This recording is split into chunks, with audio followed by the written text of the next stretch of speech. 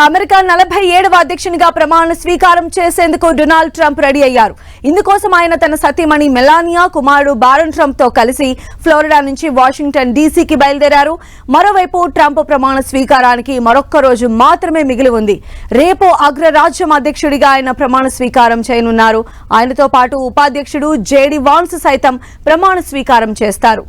Trump ఈసారి భిన్నంగా ప్రమాణ స్వీకారం వేదికను మార్చేశారు. దాదాపు 4 దశాబ్దాల తర్వాత టొరంటోలో ఈ కార్యక్రమం జరగబోతోంది. ఈ మేరకు కార్యక్రమానికి ఏర్పాట్లు సిద్ధం చేశారు అధికారులు. ఇక ప్రస్తుతం వాషింగ్టన్ లో భారీగా చలి ఉంది. ఈ క్రమంలో రోటుండా సముదాయం లోపల వెచ్చటి వాతావరణంలో ట్రంప్ ప్రమాణం చేయనున్నారు.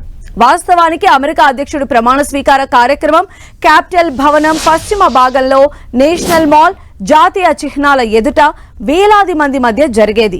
ఈసారి చలి తీవ్రత ఎక్కువగా ఉన్న నేపథ్యంలో క్యాపిటల్ భవనం లోపల ఉండే రోటుండా సముదాయంలో కార్యక్రమాన్ని నిర్వహిస్తూ ఉన్నారు. దీంతో ఈ ప్రాంతాన్ని సర్వాంగ సుందరంగా తీర్చిదిద్దుతున్నారు. నగరంలో కట్టుదిట్టమైన భద్రతా ఏర్పాట్లు చేస్తున్నారు. శనివారానికే దేశం నలుమూలల నుంచి వేల మంది రిపబ్లికన్ పార్టీ అభిమానులు వాషింగ్టన్ చేరుకున్నారు.